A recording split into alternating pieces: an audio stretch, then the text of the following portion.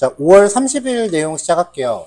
오늘 이제 진행할 내용은 지난 시간에 예고해드린 것처럼 jQuery를 통해서 HTML의 그 입력 요소들, 사용자가 직접 뭔가 입력하는 항목들 있죠?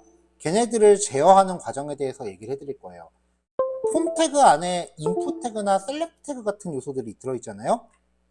이제 걔네들을 통해서 이제 뭔가 항목들을 제어를 하면은 사용자가 입력한 내용을 이제 자바스크립트 안으로 끌고 들어오는 게 가능해집니다.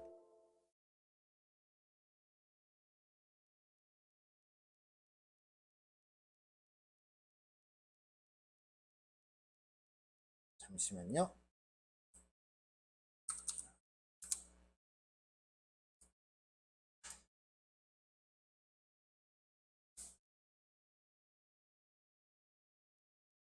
자, 사용자가 입력한 내용을 자바스크립트로 가지고 오거나 아니면은 가장 많이 쓰는 케이스는 이거예요. 사용자가 올바른 값을 입력할 수 있도록 유도하는 거.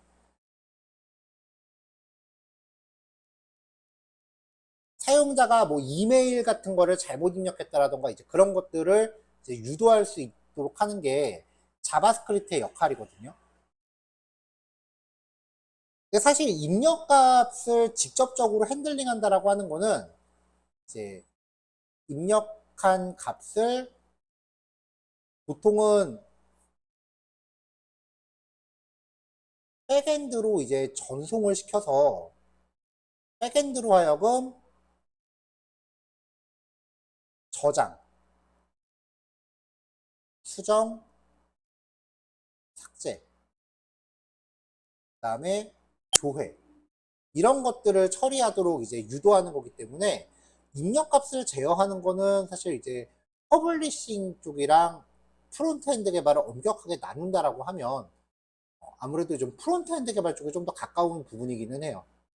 그래서 일부러 이제 퍼블리싱 쪽에서는 이야기를 안 하고 넘어갔던 부분인데 이제 그러니까 같이 공부할 날도 확 늘었고 하니까 이제 두루두루 좀 폭넓게 보자라는 취지로 내용을 좀 가져와 봤어요.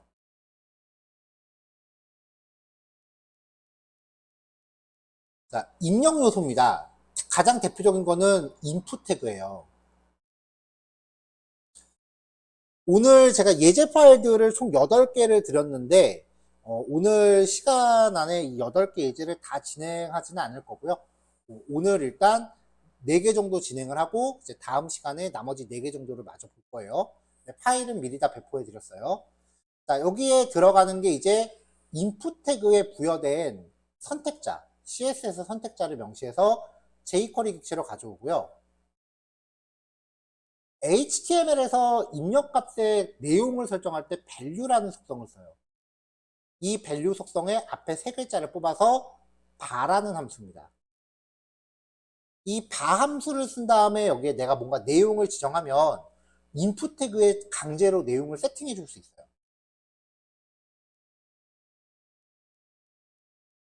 값을 읽어올 때는 bar라는 함수에 어떤 내용을 전달하지 않고요. 내용이 비어있죠?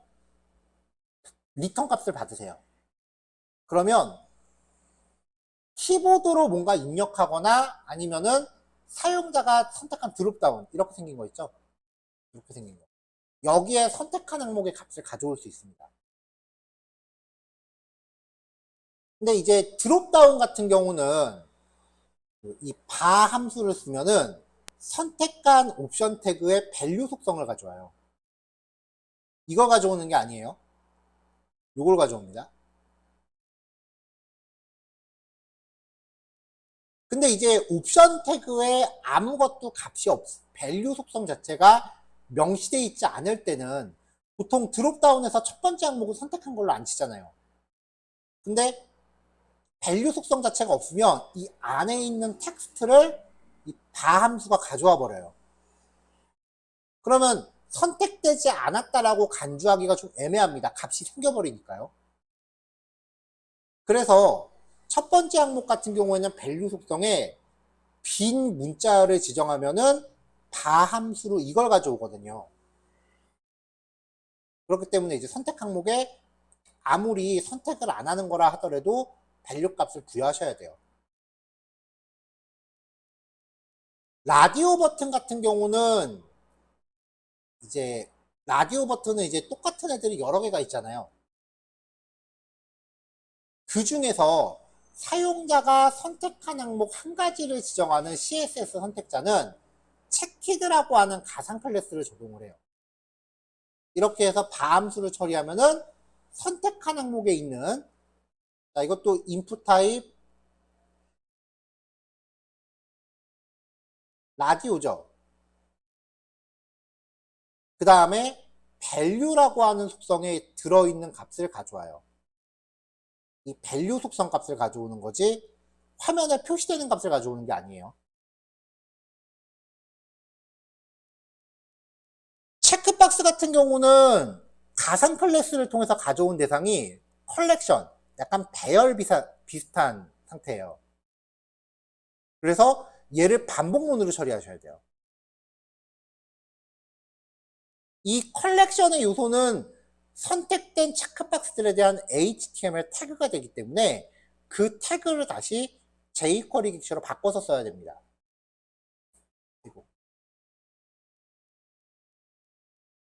자, 얘네가 이제 체크박스를 의미하는 건데 체키드라고 하면 체크박스 중에 선택된 항목만 가져옵니다. 배열 비슷한 거니까 반복문 처리할 수 있어요. 그래서 인덱스가 0부터 인풋에 대한 길이, 그럼 얘는 선택된 항목의 개수가 되겠죠. 그 길이만큼 반복하면서 인풋의 i번째를 다시 jQuery 객체로 바꿔서 이제 지정하면 돼요. 배열 처리했을 때 쓰는 그 탐색 함수를 쓴다면은 컬렉션을 진짜 순수 배열로 변환해야 됩니다. 이 배열로 변환하는 기능이 array.from이라고 하는 함수에다가 선택된 항목을 넣어주면 되는 거고요. 이렇게 하면은 이제 for each 함수를 통해서 배열 요소를 탐색할 수 있어요. 그럼 만약에 이게 선택된 항목이 3개다. 그러면은 이 for each에 적용되어 있는 이 콜백 함수가 3번 실행돼요. 그러면서 이 V가 선택된 항목의 체크박스 HTML 태그가 됩니다. 걔를 jQuery 객체로 표현하면은 선택된 항목을 제어할 수 있겠죠.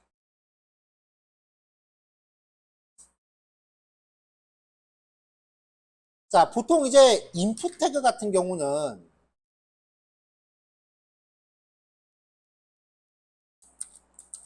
폼 태그 안에 배열이 되죠. 이 안에서 인풋 타입, 뭐 텍스트, 뭐 이런 애가 있고요. 마지막에 버튼 타입, 서브밋 이런 애가 있죠. 글자가 커갖고 좀 잘리네요.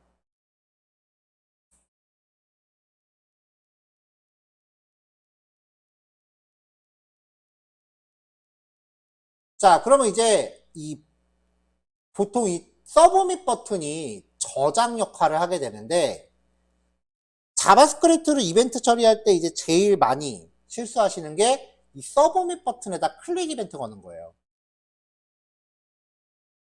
얘를 누르니까.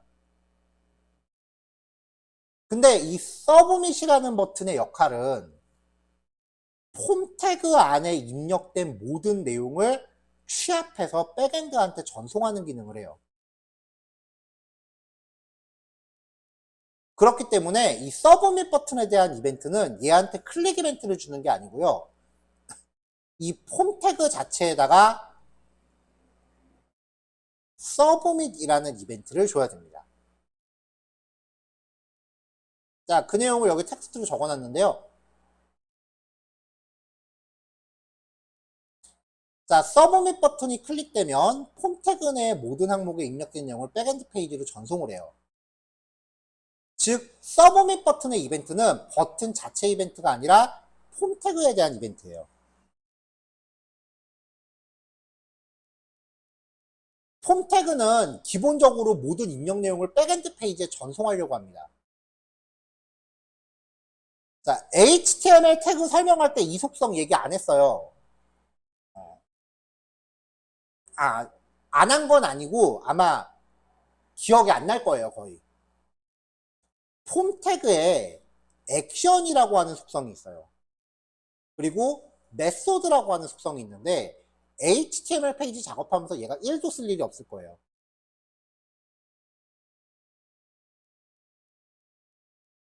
이 폼 태그에 대한 액션 속성은요, 백엔드 페이지의 주소고요. 그 다음에 메소드 속성은 get이나 포스트 둘 중에 하나를 명시합니다. 이거는 전송 방식이에요. 전송 방식에 대해서까지는 뭐 지금 크게 이야기할 내용은 아닌 것 같고요. 이거는 백엔드에서 주로 다루는 주제니까요. 중요한 거는 버튼 타입 서브밋이라는 애가 눌러지면 이 폼 태그는 이 안에 있는 모든 인풋 태그의 내용을 액션 속성에 명시된 페이지한테 전송한다는 거예요.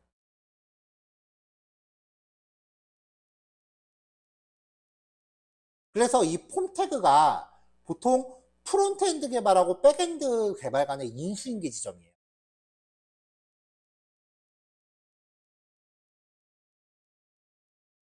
자, 이렇게 폼 태그가 있을 때 자바스크립트로 얘네를 제어하려면 마이폼에 대해서 서브밋 이벤트를 적용하는데, 이 버튼이 눌러지면은 이제 자바스크립트 이벤트 적용했으니까 여기도 실행을 하고요. 그 다음에 액션 속성에 있는 백엔드 페이지한테 입력한 내용을 전송하려고 들기 때문에 이 폼 태그 자체는 페이지가 다른 곳으로 리다이렉션 됩니다. 만약 우리는 여태까지 액션 속성 명시 안 했죠. 그러면 폼 태그 안에서 서브밋이라는 버튼을 누르면은 자기 스스로한테 입력 내용을 전송하기 때문에 페이지 자체가 리프레시 되는 것처럼 보여요.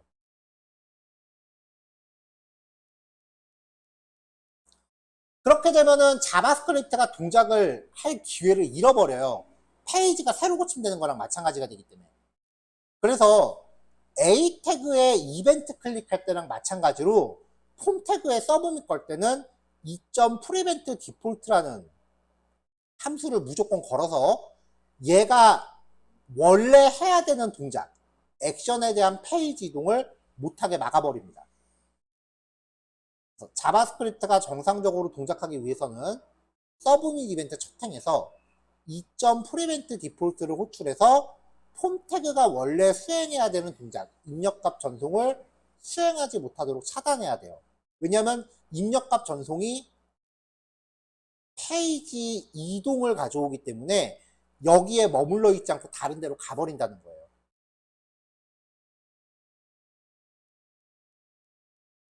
그래서 보통 이제 이벤트를 걸고 나면 요 안에서는 입력값을 검사하죠.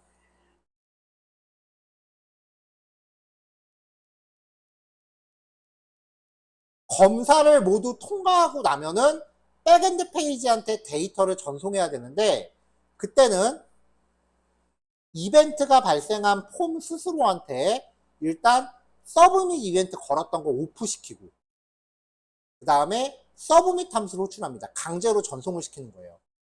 만약에 여기가 없다라고 하면은 이거 호출했을 때 다시 일로 타요.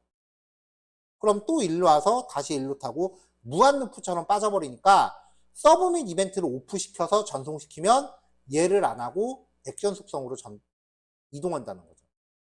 이거 되게 어려운 내용이고요. 퍼블리싱에서는 요거 이야기를 아마 들을 기회가 없을 거예요. 왜냐하면 그 퍼블리싱을 다루시는 많은 분들이 이제 디자인 계열 출신이시기 때문에 이런 개발적인 이야기는 좀 거리감이 있으신 경우가 많아서 이 서브밋 자체를 아예 이야기를 안 합니다.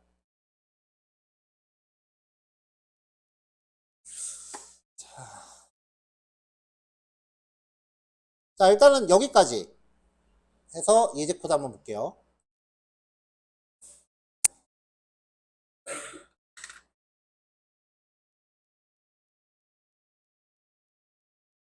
일단 자바스크립트를 떼고 가죠.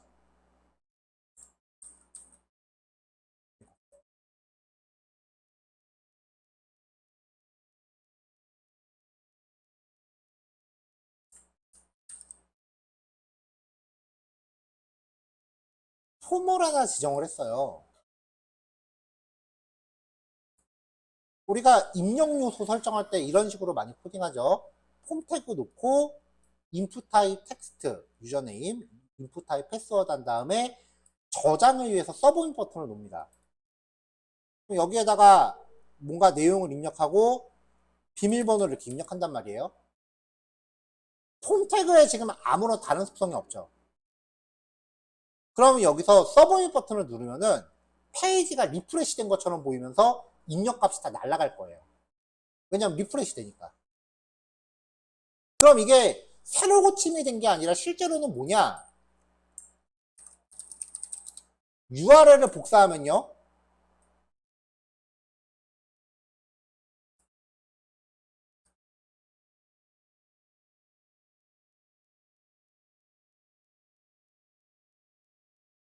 인풋 태그의 네임 속성.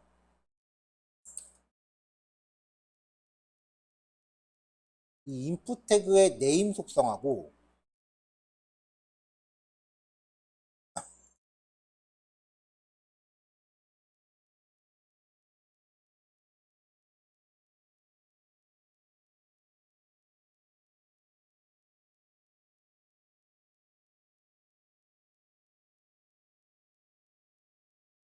화면 배치가 조금 부자연스러웠어요. 인풋 태그의 네임 속성이 여기 있고요. 입력값이 뒤에 들어간 거예요. 그리고 네임 속성 여기 또 있죠? equal. 아까 제가 비밀번호 입력한 거 화면상에서는 이렇게 보이잖아요. 그렇죠? 이거 사용자한테만 이렇게 표시되는 거지 백엔드에 전송될 때는 원문 그대로 다 전송됩니다. 백엔드 개발자는 여러분들 비밀번호 다 볼 수 있어요. 포기하면 편해요. 이미 다 유출됐다고 봐야 돼. 우리나라 사람들 되게 특이한 게 뭐냐면요. 웹사이트 하나 비밀번호 설정하면 다른 데도 다 똑같이 해요. 거의 비슷해요, 진짜. 자, 이 URL 뒤에 물음표가 있다면 물음표 뒤로 나오는 거는 다 변수예요. 이름 이퀄 값 and 이름 이퀄 값 이런 식이 되는 거죠.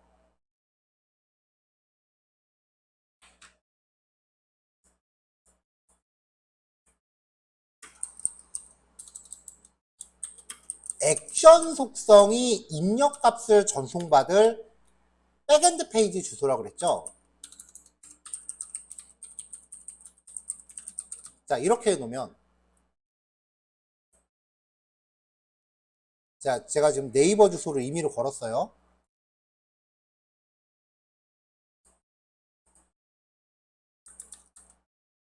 그러면 이제 이 입력값을 갖고 네이버로 갑니다.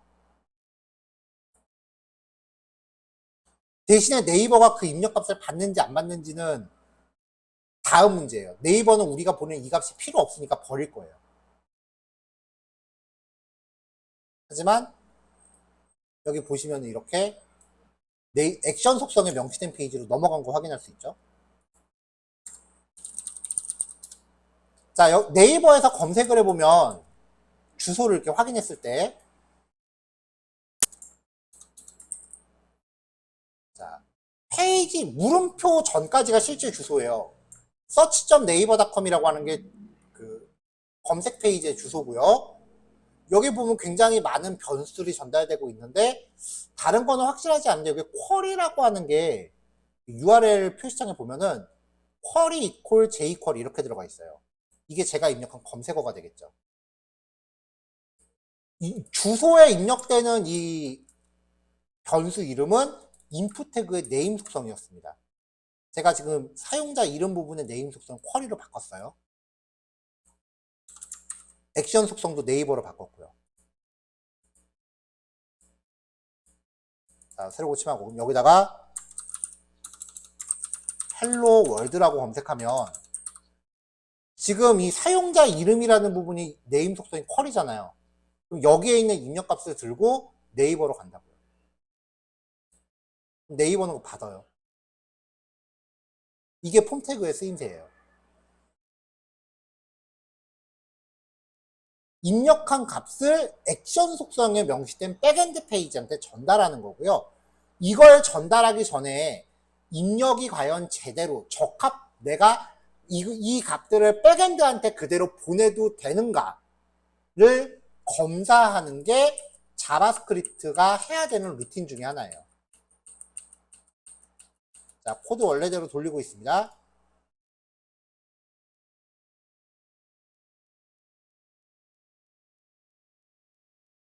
자, 그래서 이제 이 아이디가 마이폼인 태그 안에서, 폼 태그 안에서 서브밋이라는 버튼이 눌러졌을 때에 대한 이벤트가 온 서브밋으로 들어가요. 그럼 아까 봤던 것처럼 액션 속성에 있는 페이지로 계속 내용을 전달하려고 들어요. 검사하기 전에. 근데 액션 속성이 명시가 안 돼 있으면은 자기 스스로한테 전송하기 때문에 우리 눈에는 페이지가 새로 고침되는 것처럼 보인다고요. 그 말은 뭐냐면은 이 자바스크립트가 동작을 하기도 전에 페이지가 넘어가 버리니까 자바스크립트가 동작한다는 거 우리가 느낄 새가 없어요. 그래서 첫 행에서 2.prevent default라고 걸면은 이 태그가 원래 해야 되는 동작, 즉 백엔드로의 데이터 전송을 못하게 막아버립니다. 왜냐면 다짜고짜 전송하지 말고 내가 먼저 입력값이 적합한지 간을 보겠다는 거예요. 그래서 입력값이 적합하다고 판단이 됐으면 내가 직접 수동으로 전송하겠다는 겁니다.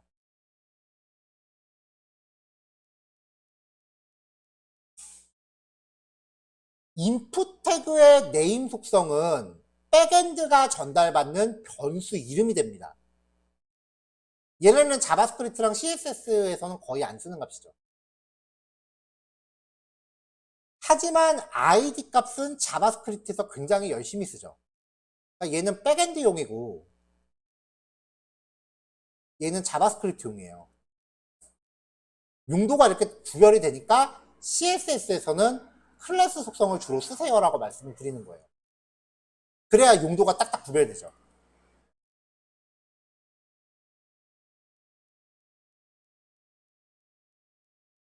그래서 얘네들이 용도가 서로 다르기 때문에 요 안에 있는 이름 간의 연관성은 전혀 없어요. 네임과 아이디와 클래스 간의 값은 서로 연관이 없어요. 그래서 얘네가 똑같건 다르건 아무 상관없어요.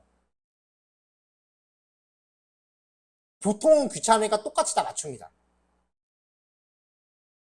자, id 속성을 가지고 인풋 태그를 가져와요. 자, 얘가 인풋 태그 객체죠? 바라는 함수는 입력값을 뽑아온다 그랬죠. 이게 입력값이에요. 자, 입력값은 문자열입니다. 자, 문자열 변수 같은 경우는 따옴표 열자마자 닫으면은 얘는 불린 값으로 봤을 때 false에 해당을 했고요. 뭐라도 내용이 한 글자라도 들어있으면은 얘는 true로 칩니다. 느낌표가 앞에 붙어 있을 때 전체 조건이 참여되려면 느낌표 false는 true죠. 느낌표 true는 false죠. 그럼 요 if문이 동작하려면 앞에 느낌표가 있다는 전제하에 false가 돼야 전체 참이 돼요. 즉 바속성의 값이 false, 즉 빈문자예요. 그 말인즉슨 이 if문의 조건은 유저네임에 입력된 값이 없다라는 뜻이에요. 유저네임에 입력값이 없다면 alert 함수는 화면에 메시지 창 보여주는 함수예요. 이름을 입력하세요라고 메시지 창 나오고 유저네임에 포커스, 강제로 입력 커서를 깜빡깜빡하게 포커스를 줍니다. 지금 콜백 함수가 실행되고 있는데 id가 즉 사용자 이름이 입력이 안 됐다면 나머지 절차는 진행 하나만 하죠. 그러면 return fails, 함수가 실행 도중에 리턴문을 만나면 처리를 중단한다 그랬죠.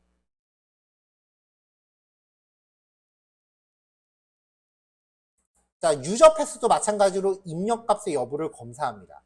값이 없다면 메시지 창 보여주고 포커스, 리턴 페이스. 자, 요 if문 두 개를 통과했다면 내용이 입력됐다라는 거예요. 여기 빈 div에다가 자, 이름, 그 다음에 유저네임의 입력값을 어펜드 시키고 비밀번호, 문자라고 실제 입력값을 결합해서 div 태그로 어펜드 시킵니다.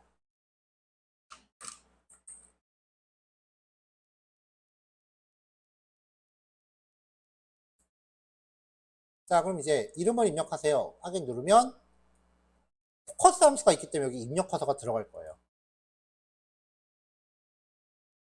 그래서 뭔가 입력하고요. 자, 여기서 버튼 또 누르면 이제 입력값이 있으니까 요 if문은 건너뛰겠죠? 근데 비밀번호가 입력이 안 됐으니까 비밀번호 입력하세요라고 또 뜰 겁니다. 확인 누르면 포커스 주고 리턴 페일스니까 여기서 처리 중단하겠죠. 자, 입력을 또 했어요. 버튼 누르면 이제 두 번째 if문도 건너뛰겠죠. 입력을 했으니까. 그럼 이제 리절트라는 영역에 입력값을 추출해서 출력하는 처리를 넣어주겠죠. 이게 폼 태그 제어 기본입니다.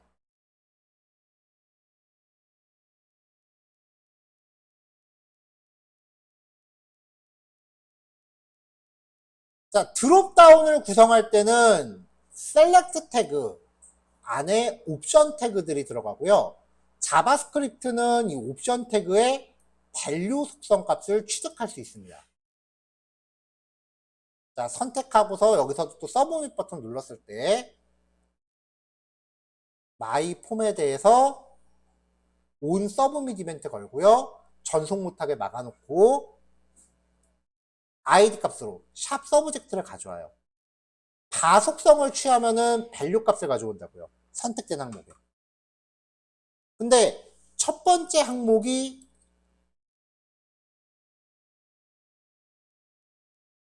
이거라면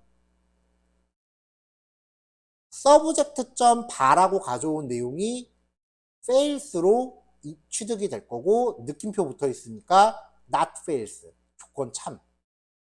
즉 여기가 선택됐을 때만 조건이 참이에요. 근데 보통 우리 이런 거 선택 안 한 걸로 치잖아요. 그러니까 과목을 선택하세요라고 메시지 뿌리고 포커스 주고 처리 중단합니다. 만약에 뭔가 선택을 했다면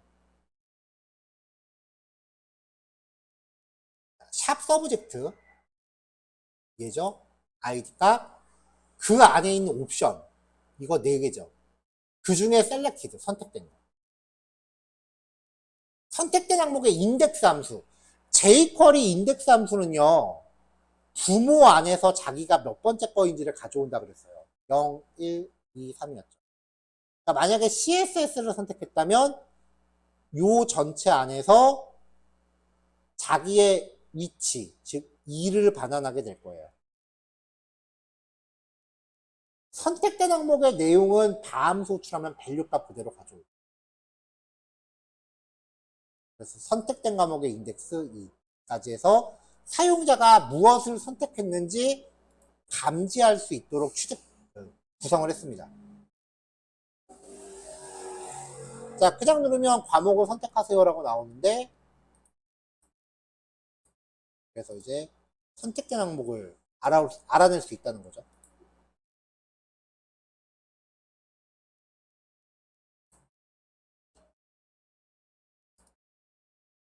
자, 이번엔 라디오 버튼입니다.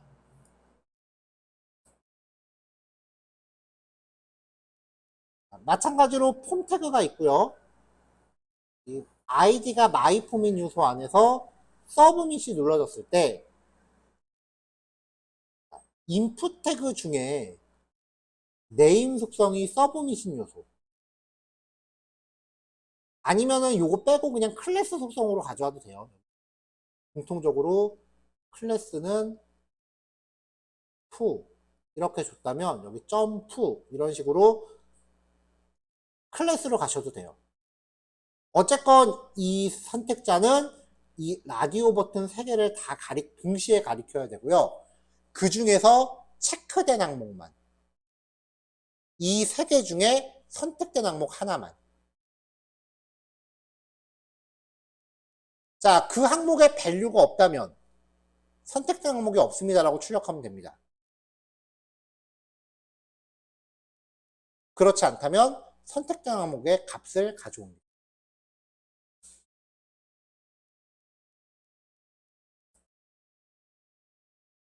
그래서 아무것도 선택된 게 없으면 선택된 항목이 없습니다라고 가져오고 내용을 선택하고 버튼 누르면 선택된 항목은 자바스크립트입니다. CSS입니다. HTML입니다. 이런 식으로 표시가 되는 거죠.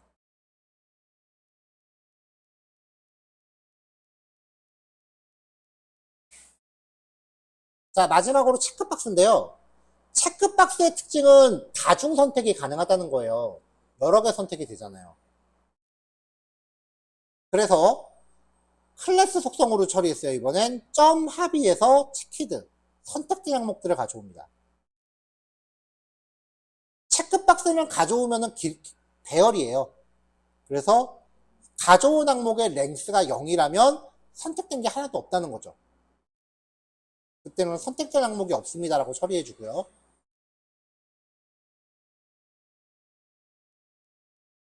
자, 선택된 항목을 이제 배열로 변환을 했어요. 이걸 가지고 for each 함수로 돌리면은 이마만큼의 콜백 함수가 체키드라는 배열의 원소수만큼 반복해요. 그리고 이 V는 이따가 콘솔.log 로그 출력해보면 아시겠지만 선택된 체크박스의 HTML 태그예요.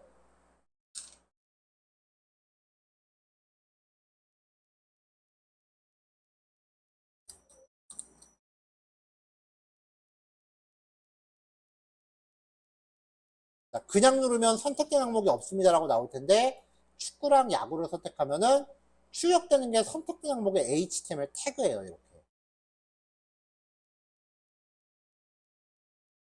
이 V를 출력한 게 HTML 태그예요. 그러니까 이 태그를 달러 함수한테 던지면은 선택된 항목만 jQuery 안으로 가져올 수 있죠. 그 jQuery 객체에서 밸류 속성 값을 취하면 선택 항목을 알아낼 수 있고요. 자, 여기 밑에 있는 맵 함수는 그냥 넘어갑시다. 요거는 제가 아마 수업 때 얘기 안 했을 것 같아요. 자, 이렇게 하면 이제 선택한 항목들이 이렇게 표시가 되는 거죠.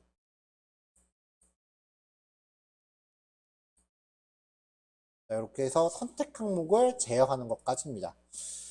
자, 이렇게 4개만 오늘 실습하시고요. 나머지 4개는 이제 다음 시간에 진행하는 걸로 할게요.